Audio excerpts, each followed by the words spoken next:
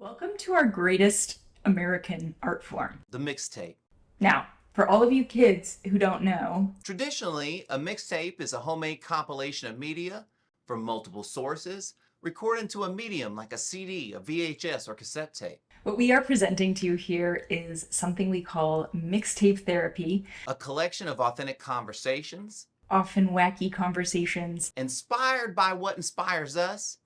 except instead of a cassette tape, we are bringing you a podcast So just as you might share a mixtape, we share these conversations with you. in the hopes that they spark a similar connection to the good old mixtape. And Now, join join us us for a little for mixtape some Mixtape therapy. Therapy.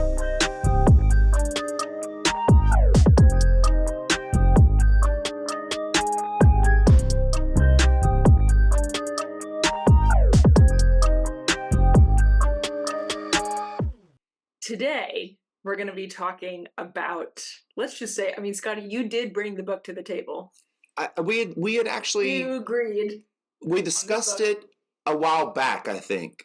And then I actually started reading it. And then once I started reading it, you were like, I'm going to read it and then we're going to do it. And so I think that's kind of how we got to here. You got through it a little bit faster than I did. So Yeah, well, I love a book about meditation, which might be ironic. We'll talk about it in a second. So the book is Full Catastrophe Living by Jon Kabat-Zinn, and I believe this is his first of many books that he's written on meditation, if I recall that correctly.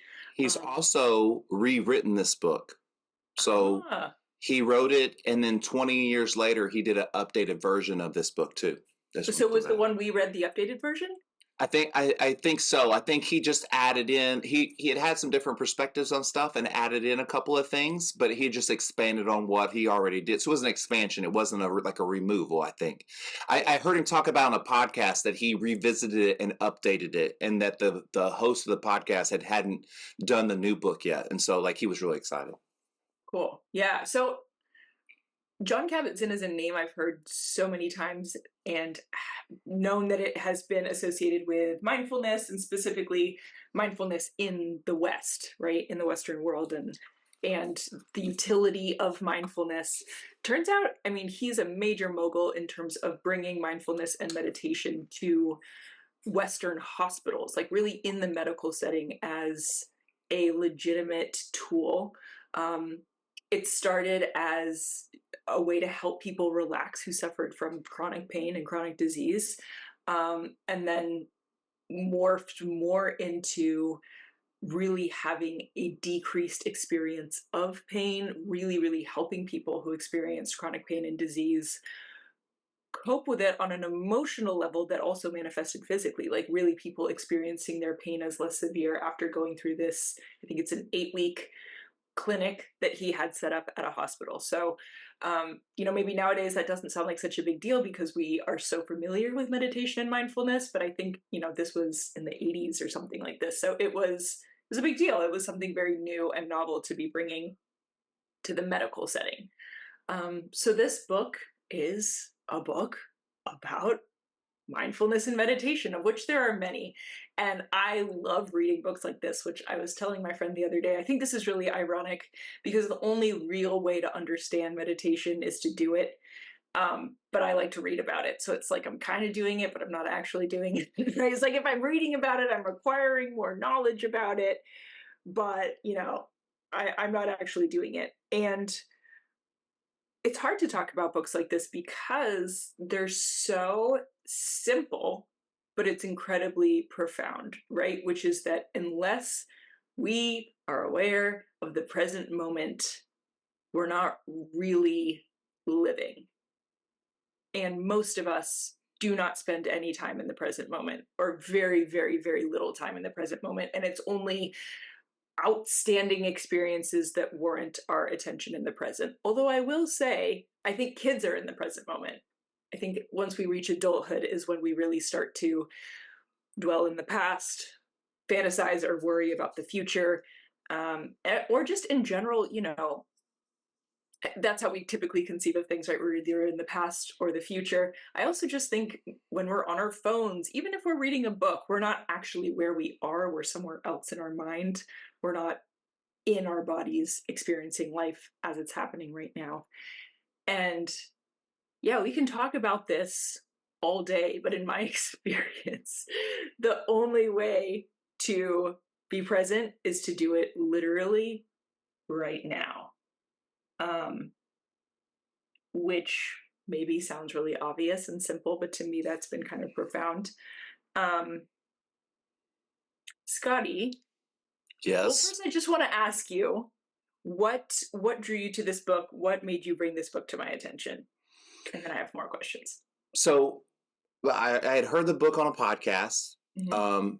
I'm already into meditation, and just the things he said opened my mind more to the idea of what meditation is and can be. And I've been very curious about that personally, because I've always felt like meditation doesn't just happen when you're sitting with your legs crossed with your hands up saying what I mean, it doesn't, that's not where only place where meditation happens at. And the cool part about this book is that he confirms that. He confirms that meditation is the practice of being present, and you can practice you can practice being present anytime you want to, you know what I mean, and that is a form of like meditation, right? And so once I really dug into that, then it really started just kind of firing up in me, going, where can I do this like all the time? Where can I find these spaces all the time to make myself more present, right? And so this is the easiest example for me. My daughter's favorite thing right now, pretty much, is just to watch cartoons with me. Like, you know what I mean? Like, she will get on the couch and get uncomfortably close to me, which is not necessary, right? Yes, it is. She loves you. Oh, and I'm being a little sarcastic. I love it too. But the point is that when she gets in real tight to me and we're watching that cartoon, there's usually a moment where I'm like, wow, like she really loves me. She just wants to be here with me. There is no other worries on her mind. She just wants to be next to me. And then somehow that allows me sometimes to be just next to her, at least for maybe 30 seconds, before I get distracted or the cartoon does something or whatever. But there's these Right. moments. Oof. And so what I found is the more I compile those little moments, the more present, I mean, it's obvious, the more present I just stay. And then the more present I stay, the better decisions I make, the less stress I have, all the things that come all along with just being in the moment. And like, you said you had some questions, but I just I don't know why I feel like the need to say this. I think because it relates a lot to me and who I was as a person, who I try not to be. But if you're a person that likes to be right all the time, you got to be right all the time, and you got to, I know what I said kind of person, and I'm right, blah, blah, blah, whatever. Well, in my opinion, if you're not present, if you don't know, have the ability to present and know how to be present in a moment, you have no idea what you said. You have no idea what you do. You don't know what your actions are. You don't know how you react. You don't know how you talk to people. You don't know how you receive information. You don't know if you're receiving it, all the information in.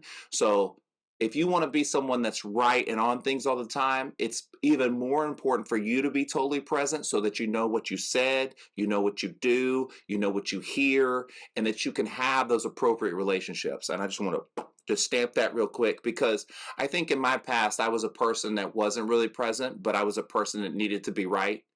And I think it caused a lot more problems than I thought, because I probably wasn't being a good listener. I wasn't being thoughtful about what I said and my approach, because I wasn't present. I was just acting off like anxiety or fear or whatever else it is. And so I think we all want to kind of be right all the time. And I don't mean that in a negative way. I mean in a way of like, if you want to be right about your life and what you've said and what you've done and how it's received, if you're not present, it's like being drunk. You really don't know kind of what happened because you weren't clear minded. And I think that that's really important for you as a person, that so you can feel good about yourself, so you don't have to question, did I do something wrong, did I say something wrong, those kinds of things. I think it really helps work on making you solid as a person to be present. It seems very obvious, but I think it's a more helpful tool than we really want to realize, you know? Mhm. Well, yeah, and I think anytime we're in our heads, right, we are, which is all the time, really. I mean, not all the time. If you're really good at being present, maybe it's a little bit less, but most of us are in our heads most of the time. And whether your intention for being in your head is to be right, or if it's like to say the right things or make someone else happy, same thing applies. You're not actually fully embodied in that moment with that person, and you're not really hearing them or experiencing them. And I think we've all had that moment where we're having a conversation with someone and you're like, this person is like not here right now. Like, I feel like I'm just kind of talking to, I mean, they're saying words and they're saying the socially appropriate things to say, but there's just like, it lacks this life or this connection. Um, for whatever reason, my brain is going to this place. I just had so many thoughts as you were talking, maybe because I'm not being present enough. But Well, maybe because you are. You're maybe coming because up with I am. thoughts because you're here. Yeah. That's sweet, Scotty. But did I just lose it? No, I didn't. Well, one thing, one thing that came up, it's a quote that I love so much. And I don't think Tara Brach is the person who coined this, but it's the person I heard it from, who's another meditation teacher in the West. She says, the mind is a wonderful servant and a terrible master. And I like that because I think it is easy to get into the trap if you are really into meditation and mindfulness and being present to feel like your brain is your enemy. And in some ways it really can feel that way, especially when your brain is the master. When your brain is running the show, you get trapped in these situations like you're talking about, Scotty, right? It's like where you're so on your agenda, you so want to be right.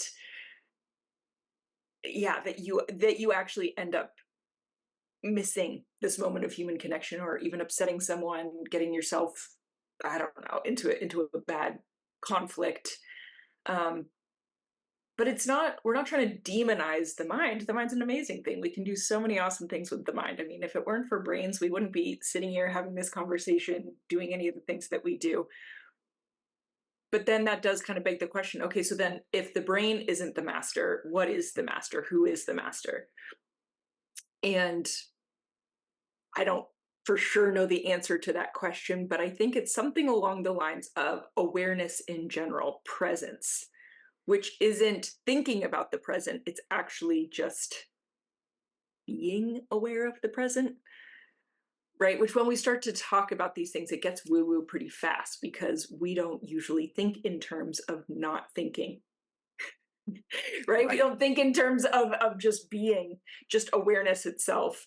But hopefully we have a sense of what it feels like this moment, Scotty, with your daughter, where you're like, you can feel her warmth and she's next to you and you're just very much in that moment.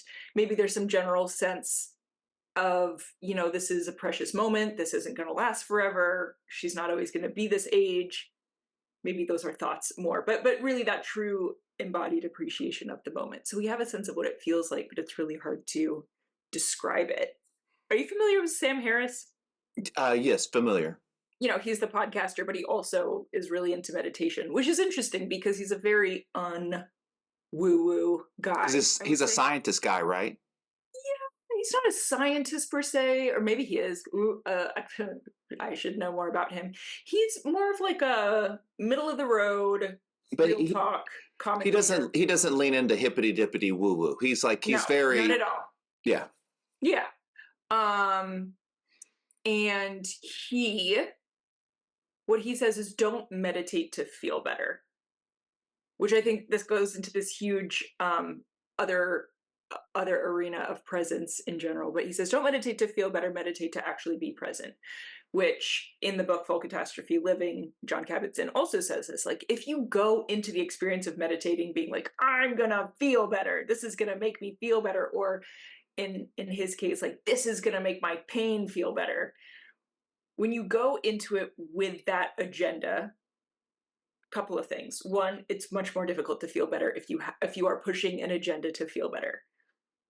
The other thing is that while meditating, and we have several studies that show this. While meditating does in fact improve quality of life for many, many people, it misses the point if you're using it as a means to an end, which I think most people in the West, we're so geared to see things that way that it's really hard. Like Solutions, yeah, right? Like, yeah. I even have a hard time being like, I'm meditating to meditate. I'm like, no, I'm doing this because this is part of my wellness routine, or I want to check this off my list because if I do this, then this will happen. But again, that's like totally misses the point, because in a way that is living in the future versus, no, I'm going to meditate so that I can actually experience my life. And maybe it will feel good. Maybe it won't. Maybe I'm going to meditate. I'm going to realize how stressed I am, or I'm going to realize how much pain I'm in, or I'm going to realize actually how sad I feel right now. And maybe this meditation actually isn't going to alleviate those symptoms, but I will be present in my life and I will be aware of my life as it's happening. Anyway, I'm curious, Scottie, right? If that resonates with you at all, like distinguishing doing something for the benefits versus doing something to do it. Do you know, so it's funny that you said that. While you were talking, I was thinking where I'm at on like my personal kind of meditation journey. Yeah, right? yeah, please.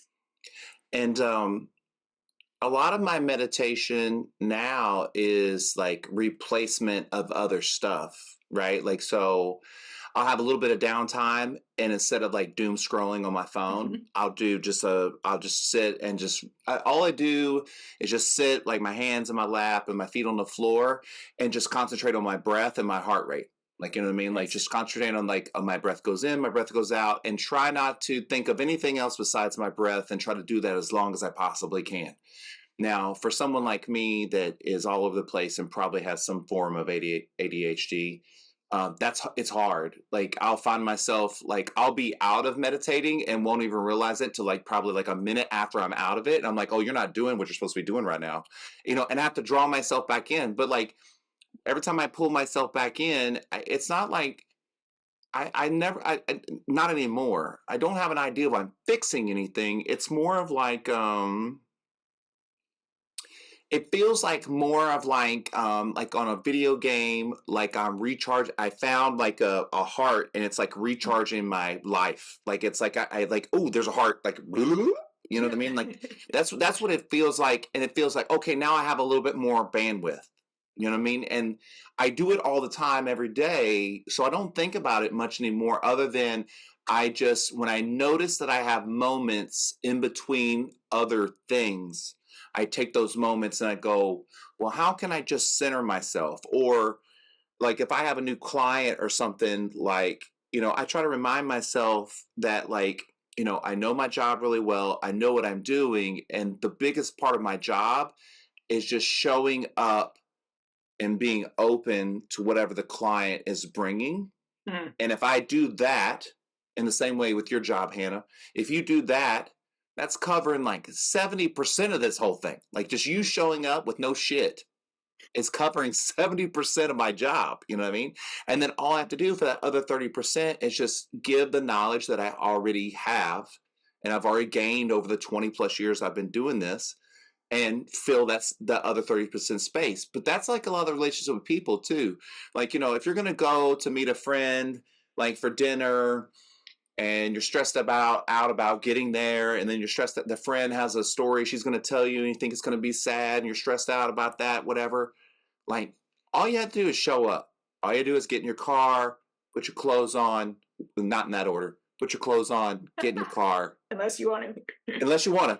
Go to the place and show up and just be there with your friend. Just be there and just see what happens. Like, see the conversation. Maybe the conversation never comes up. Maybe they don't want to talk about it. Maybe something else comes up. Maybe something comes up with you. But like, your ability to show up and just be present and wherever you are, and not bring a bunch of shit, like not a bunch of bags with you, is like the biggest part of the whole thing. I'll give you a great example. In a therapy session with Hannah, right? What you get out of the therapy session, what your partner gets out of the therapy session, the work, the gain that's created, just the feeling of the room really has to do with how present you can be with yourself in that room with your partner while you're doing therapy, right? Because, as an example, if your head is caught up in the fight from 5 years ago or the one from last week or this, that, and the other, if you're just constantly caught up in that, you can't hear what your partner's saying to you in the present. And maybe they're apologizing for that. And if you're not present, you really can't absorb that. You might hear that apology, but you can't feel that apology because your feelings are still caught up in your thoughts of something else. You know what I mean? And I think, every time we walk into a discussion, a fight, or argument, we're always ready for a fight. You know what I mean? And I think that proactiveness of being ready for a fight, it pulls you out of the present because you don't know how that other person's going to show up. You don't know what they're going to bring to the table, and maybe they will bring a fight. And at that point, it might be appropriately to set boundaries and defend yourself. But at the same time, you don't even know if that's going to happen. Like you think it might, but it's not. So what about the other possibilities? What about the possibility that you just have a great conversation? And I think your ability to work on being present in your entire life is what allows those opportunities and things to happen and be presented to you and have you see them. And if you're not doing that, stuff passes you by, you miss it, you overlook it, you misunderstand it. And that's really up to you. That's really on you. Like how you intake information and show up in the world is up to you. And your ability to be closest to the present that you can really is the maximum of the experience, Yeah. Yeah. I mean, I take it you're also talking about a couples therapy session. I got that. Oh yeah. Well, yeah, but I mean, even okay. So we'll say Yeah. even okay. I'll go through an individual therapy session, right? A lot of times with a therapist, you'll come in, like you just want to bitch about your problems. So you're like, I'm gonna bitch about this problem, and the therapist, a good therapist like Hannah, what she'll do is go, well, why? Like she's trying to get like, okay, I get your problems, great, but why? Why is this right? And a lot of times people don't have answers. They don't know, or maybe they do know, or maybe they say an answer, and as a therapist, you're kind of like, well, I don't know about that. And part of that is you weren't present when all that was going down. You weren't present to your emotions and feeling. Like it's so easy for me now to apologize to my girlfriend almost immediately when I'm kind of rude or I kind of snappy because I know how I am normally. Life is slow enough for me. Like as it's coming out of my mouth and I'm saying something rude, I'm like, I know I'm saying it. And then there's that little ego part of you. It's like, yeah, like and then within like minutes, I'm like, that's not you. That's not how you feel. That's not who you want to be. And so I'll go to her and I go, like you caught me in a moment of weakness. I owe you an apology. Like, and it's so easy for me now. Like now it doesn't justify my actions and I shouldn't go around like just doing shit and apologizing for it later and going like, fucking deal with it. But at the same time, like, I mean, we're sealing up cracks like really quick, like a small crack that could cause a problem later. I'm going in and I'm nipping it in the bud. And that's because I'm aware of when I'm not doing what I'm supposed to be doing. But in the past, when I would do those actions, there was all these justifications around why I was doing what I'm doing. So why would I apologize? Yeah. I wasn't present. Like I was making up shit. Like I was making up shit to make the time that I thought I was present for make sense. But like I wasn't really present around my emotion, right? I wasn't present around my emotions and feelings. Yeah. Go ahead. So relatable. It's like I'm gonna come up after the fact with the justification for why I said that shitty thing. When in reality I just like wasn't there. I was completely in my defenses. I mean, I don't know how related this is. I'm sure it is in some way because I thought of it. But I've noticed in my arguments, and it's always a work in progress, right? But even when I do something that I really don't like, this happened recently. I had a moment in a conversation with my partner. I really didn't like how I showed up. But while I can more than ever, I can more fully own like ooh, I don't like that I did that. That's not, to Scottie's point, that's not who I want to be. But I didn't feel identified with that moment as being indicative of who I truly am. Not like, oh, that's not me, so I don't have to take accountability for it, but rather like, oh, I'm taking accountability for that. And wow, that was like a moment of being unconscious, which is like such a human thing. So then I don't feel a lot of shame around it. I feel remorse about how it might have impacted my partner or whoever I'm talking to. But I don't feel shame. So if I don't feel shame, I don't have to defend myself. And if you don't have to defend yourself, you can actually really just take full accountability and mean it and move on. I don't know the answer to this question. I can't believe I've never thought of this before.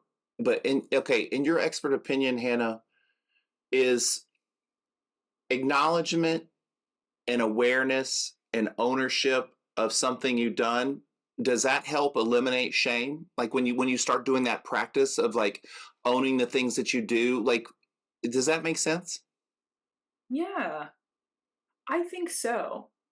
I think so. I mean, It's kind of like you can't shame me if I know everything bad about my if I know where I mess up. What are you going to make me feel bad about? What are you going to shame me about? Like if somebody goes like, you don't wash out your dishes, and I don't, and I go, yeah, you're right, I don't wash out my dishes, and like I don't have any shame in that moment. Now the conversation might go further, like, can you do that for me? Or it's my partner and she's like, hey, can you wash the dishes or whatever? But I don't feel bad that I didn't wash out the dish, in the sense of like, yeah, I didn't do that. Like, I mean, you know what I mean? Like, there's no like, oh, like I don't ever feel the need to go like, oh, like I was gonna do that or make up a reason. I'm just like, yeah, I didn't do it. Do you want me to? Or I don't mm, know. Like, yeah. So to your point, I mean, I think the simple answer would be yes. The more you can own up to the things that you've done, it is a good way to confront shame. However, we're sneaky, we're very clever, and there's ways to own up to something verbally without feeling it. Um, Let me just, yeah, to put it this way, um, in order to get over shame, you have to realize that you're feeling it in the first place.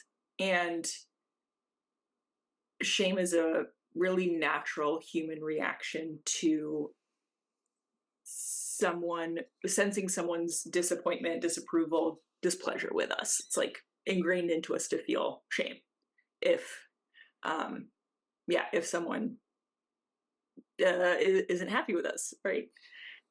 And what a lot of us do is we feel the shame, but we defend against the shame immediately. And there's more than one way to defend against shame, actually. um, for instance, one way might be to say like, no, I didn't. Relax, you're being uptight, you're OCD, right? Firing back or dismissing, those are defenses against shame. So it's a way to block the shame that you feel. Um, Interestingly, I think you can also go into like a totally cowering shame response, kind of like flop over on your back and be like, I'm the worst, I'm so mad. Oh God, you hate me, which seems to be more aligned with shame. And I think it might actually be closer to feeling the shame, but it's also a defense against just being in it and owning that you are feeling shame, because it's still a way to change or manipulate how the person that you're interacting with feels about you, versus acknowledging to yourself what is happening. So I think we all have to realize, instead of doing these weird dances that most of us do, um, it's to just say like, oh wow, yeah, I'm noticing that I feel shame right now. Um, and whether saying that out loud or to yourself, that is, I think, more important than saying the right words to your partner, or doing the formula of like, I acknowledge that what I did was upsetting to you. Um, because when we acknowledge what we're feeling, it actually brings more compassion to our own experience, which whenever we bring compassion to our own experience, it brings more compassion to human experience in general, as lofty as that sounds. And then the less we feel like we're enemies, and rather we're like, wow, look at us, we're humans with our feelings. And how can we go from here? As opposed to like one person's right, one person's wrong, and we're in a war, which, yeah, it sounds simple to be like, oh yeah, that's not the right way to interact. But oh my God, like 90% of the time when we're in conflict, we are seeing a good guy and a bad guy, you versus me. If I'm not the good guy, I must be the bad guy. So I've got to make you the bad guy. And so on. I don't know if that answers the question, but No, those are yeah. my thoughts. You know, as you were talking there, I was thinking, you know, my ability to be present, to create that present, like I really know all my actions. Like I'm really aware of my actions, right? So like as in the example, if I say something rude to my girlfriend, like I don't need her to shame me. You know what I mean? Like I, in my mind, I'm like, you don't like. I'm aware of that action, right? So like I shame myself almost. I'm like, Yeah. hey, that's not a good action. And like oh, you need to yeah. go take care of that, right? And I interviewed this guy one time, and on my own personal podcast, when I interview somebody, I always send them all the footage and I let them review it because I don't want to put anything on the internet that they don't want. And so I was like, hey, I'm going to send you footage. He goes, I don't need to see it. And I was like, oh, okay. He goes, I know what I said. And he's a very present person. Like he is he's a constant meditator, meditates long hours in a day, stuff like that. Right. And when he told me that, I was like, it kind of took me off. And then I really started thinking about it. I was like, if someone is really present with themselves all the time, they're pretty confident about the words that come out of their mouth. Yeah. And there's not really a need to check or see if I said something like, you know, I very seldom worry about the things that I say because I really try to think out about them before I say it out loud. And the things that I don't, that's usually when I'm not present. And that's usually when I end up apologizing. Yeah. You know totally. what I mean? Yes. And so, you know, and so, okay. So before we get out of here, Hannah, I would like to talk about some types of meditations, maybe that aren't normal meditations. And I'm more willing to go first, right? Mm-hmm. So, some meditations that might not seem like meditations to you when you're driving in your car and you kind of go off somewhere and then you end up at the place you're at and you don't like, I don't know how I got there. That's a meditation, right? Sometimes, like for me, at least when I play video games and I get really drawn into the game and I can't really know if there's anything going on. I'm in the game. That ability to be focused and present on the task I'm doing is a type of meditation, right? A lot of times when I go work out, like concentrating on my lifts and stuff, like type of meditation, right? Anytime like you do writing, like if you write in a journal, that, I mean, on some level, that is a type of meditation. Not only are you getting thoughts out, but hopefully you're present with what you're writing and you're letting that out, you know, and that's a release, like in the same way of like noticing your breath. And then, you know, obviously the normal things like noticing your breath and being able to sit with yourself and sitting and being quiet. But like, I think in the book, they even reference this, you know, like you could be in the loudest, noisiest room and still meditate. You know what I mean? That it really comes down to your ability to just be with yourself. And so you should be able to do that anywhere. And one last note about meditation and that the more I practice that, the better I sleep. Like I can sleep anywhere. You know, I can sleep in almost any position. Oh, I noticed that like when I fly long distances on planes, I don't get like as uncomfortable. You know what I mean? Because the ability to be able to sit with myself, especially when I want to be all over the place. So, you know, those aren't all typical. And I was curious, like, do you think there's anything in your life, Hannah, that qualifies as a kind of a focus or a meditation that you didn't think maybe would? Wait, I'm curious. When you said that when you like space out in the car, that's meditating? Well, because a lot of times when I space out in the car, like I'm aware enough to know like when I get there, I just ran through a bunch of stuff in my head. Like I'll be like thinking about podcast stuff or a client or my daughter, and I'll be like just thinking through like life's problems. You know what I mean? Yeah. I'll be contemplating things. I won't even notice that the radio's like on, and like that happens to me like a lot. Like because I think, you know, not that driving is boring, but it is a task in which like I'm very focused on, and then once I'm drawn in and focused that task, it's kind of my brain's kind of like, well, what do you want to do? And it's like, Mm. let's just think about some stuff. Like I got, my one part of my brain's got it. So then this other part of my brain just starts kind of like, and that happens a lot, like working out and playing video games too.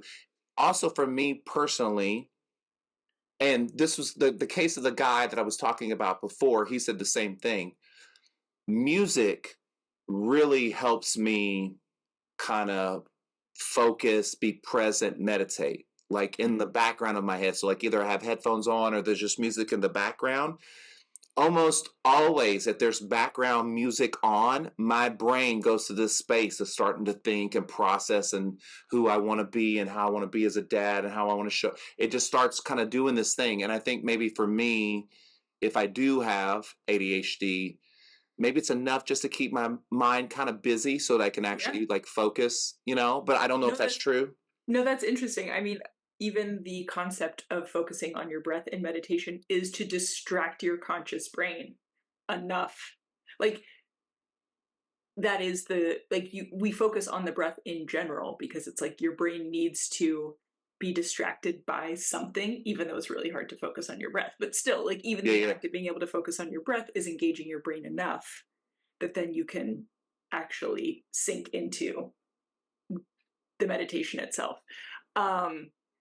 Yeah, no, I asked about the driving because I think probably some people would argue that that is the opposite of meditating because you're not focusing on your driving.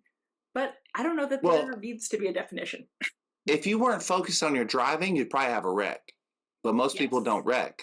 So you are, I mean, driving is just one of those tasks that you have to be present for. Mhm.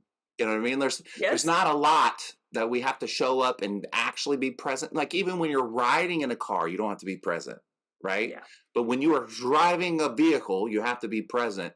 And then once in that present, and maybe it goes back to a lot of my other meditations and stuff like that, that they kind of compile on the driving part. I don't know. Like, cause some people would go like, how can you play a video game? And that would be kind of meditative. But literally there are times where I catch myself kind of playing a game and like I just haven't moved. I'm just like sitting here and I just haven't moved to like all. And I know my brain is going through things, but my body is not moving at all. And I'm just really like dialed and like things are going on around me. The video game's going on around me, and I'm just like it's very similar to driving. And so I don't know. Obviously, are these real forms of meditation? Probably not. But to the book's point, any task in which you bring your full presence Yeah. to Yeah. is meditation.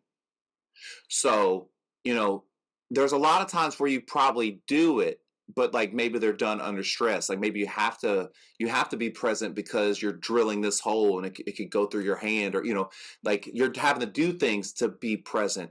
But even in those things, if you're not flexing that muscle in other spaces, when you go to be present, like say you don't practice being present and then you go to drive your car, well, you might be the type of person that's more likely to have an accident because you Mhm. can't be present. You know what I mean? So like just simply practicing being present when you're not driving a car, when you go to drive the car, maybe you're that much more present. But also, you know, sorry people that make a lot of mistakes. Maybe you're making a lot of mistakes because you're not present. Slow your roll a little bit. Because I find that Yeah. myself. I find I make less mistakes when I do a lot of meditation and I slow everything down. So, all these things are to our benefit. And probably in like the 1820s, this was not a problem. You know what I mean? But now we live in a world that's so highly stimulated. You have to work really hard to not be stimulated or not be overstimulated. And I think that Yeah. that takes a lot of practice. Yeah, for sure. I would say what I'm challenging myself to do. I'm not going to pretend I do this all the time. It's a big challenge, but it's really to do one thing at a time and not. And this is where I don't think there's any right or wrong way to do this. I think it's whatever feels like the growing edge for you or the place where you want to focus. For me, it's like doing the dishes and not listening to a podcast. Or yeah, right? They call it one is called there's something online called raw dogging a flight, which is like being on a Yes. flight and not having anything else going on. Um I think a lot of the things that I do in the realm of meditation are maybe like more traditional. Breath work is one that I do. Um, Body scans, really focusing on each single part of your body. Scottie has inspired me to, like, when I'm working out, really focus on what I'm doing, because it's so easy to just go through the motions, but then it turns out you're like fucking it up and you're gonna hurt yourself really badly. I'm trying to think of Quality other over things. quantity, right? Yes, You know, yes. like when we talk about being present, we're really talking about quality over quantity. Hmm. The time that you spend with yourself and what do you do, you know what I mean? And these, you know, all me and Hannah are talking about are investments into yourself. You know what I Yeah. mean? And when the world is so quick to withdraw, people are quick to withdraw and not make any deposits back. You really have to bring a lot of intention, awareness to the deposits you're going to put back into yourself. And, you know, sometimes those come from other people. Sometimes they're nice enough to give you a compliment or, you know, and like make a deposit on you. But really, you know, the money you spend every day, you have to redeposit that. Like no one's just filling up your bank account because like every day, one of my, this is from a book, you know, your day is like a bank account and every day you have to spend all the money and every day it's replenished, right? And then you spend all the money again and it's replenished. But the key is like, you know, you're not going to get any extra money. If you don't spend that money that day, you don't get to keep it. So, you know, when you deplenish your bank account, how do you replenish it? How are you Mm. replenishing it? Because there will be another day in which you will need more money to have more, you know, more energy to help and do with others and live in this world. So, and again, some people might put something in, but really it's up to you to put the stuff back in. And that's meditation, being present, body scan. Body scans are awesome, you know. That's a To me that's an easy form of meditation, you know. Acknowledge your breath, scan your body, do it as slow as you can, you know. Yeah, it's a little easier than other kinds, but yeah. Uh I know. I'm noticing even now. It's like, yeah, it is this investment in yourself, and you're going to get things out of it, and you can't be thinking about that in the moment. Yeah. Like You know what I mean? again, It's such an interesting paradox. you don't brush your teeth because you're going to get cavities tomorrow. Hmm. You brush your teeth because you could get cavities in a year from now, right? You don't meditate because it necessarily benefits you directly tomorrow.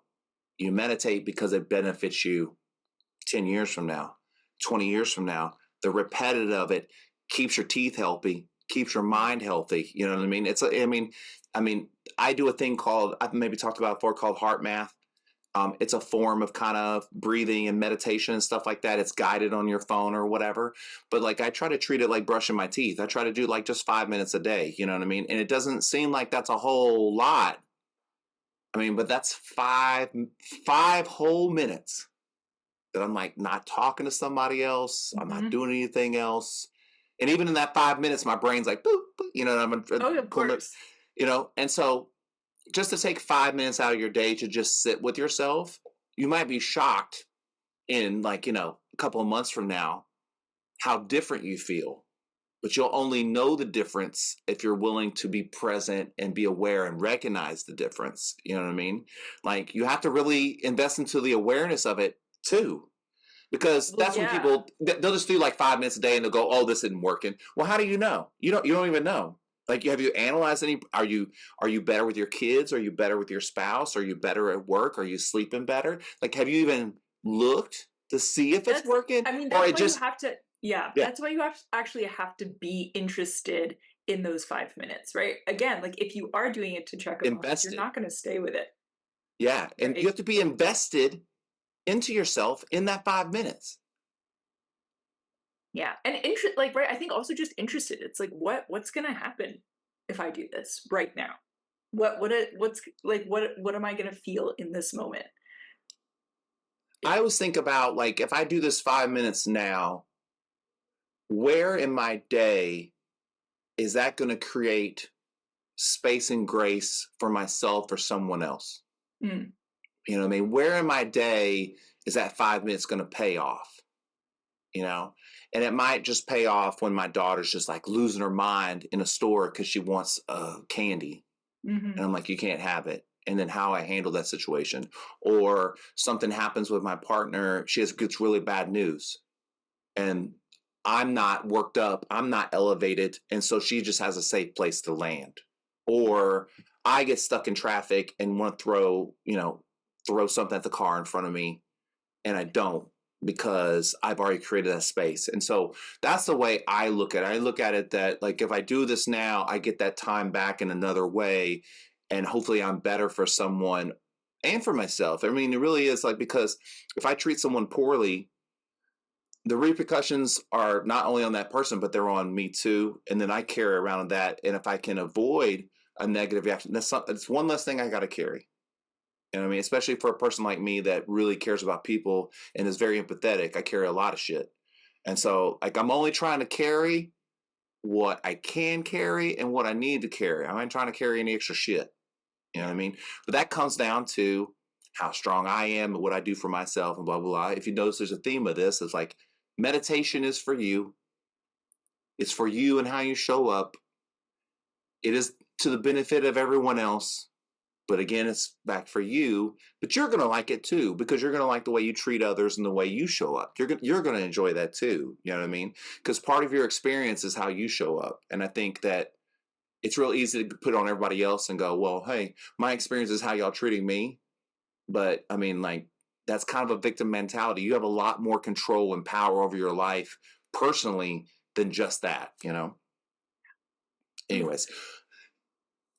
Yeah, no, I just had an interesting, like, last little thought, which is go. Here it is, which is that my car's in the shop, so I've had to been Ubering everywhere. And a couple days ago, I really wanted to meditate in the Uber because it was like, what a great time, right? It's like, oh, I don't have to drive, that I can put on my headphones and listen to a guided meditation. And but I had this weird guilty moment where I could tell the Uber driver wanted to talk to me, and I was like, I want to meditate, but, like, isn't it more present if I sit with this guy and talk to him? And so it is interesting, right? It's like, what's more present, doing this thing where I'm, like, being meditative, or being actually in my life in this moment that's happening? I did sort of regret talking to him because I think, which is weird, right? On paper, it seems like that would be the more present thing, is talk to the person that you're with. I do talk to people all day, and I think people see me, or they get the vibe from me that I am a listening ear. Scottie has the same problem. And so then I just got an earful of this guy's weird life, and I was like, I do this all day. But it is funny. It's like, what is more present in this moment? And sometimes maybe me being, like, less present with that guy meant being more present with myself, which ultimately would have paid off more. But I think that constantly in life we make plans and ideas of what we want to do. Yeah. And I think constantly in life inserts shit that's like, well, you're not going to do that right now, blah blah blah, whatever. And so when life inserts itself in a way that I wasn't predicting or, like, expecting, like, as in an Uber driver wants to talk to me a lot, I try to go, okay, if this is what life has given me and my ability to be present, what can I get? Not what can I get out of this conversation? Yeah, but kind of. But how can I grow? Like, if this is where I'm going to be, and, like, the Uber driver's not giving up, he wants to talk to me, and I'm not going to get to do my meditation. Well, how can I maximize this new time that I have, even though it's not my preferred time? But I can get something. I can find out something about myself. Yeah. I could be a better listener. I could ask better questions. I could just be a space for some Uber driver to fall on. Part of Hannah's superpower is her ability to draw people in and get them to talk to her. I have fallen victim to it myself all the time. She's much stronger than me in that sense.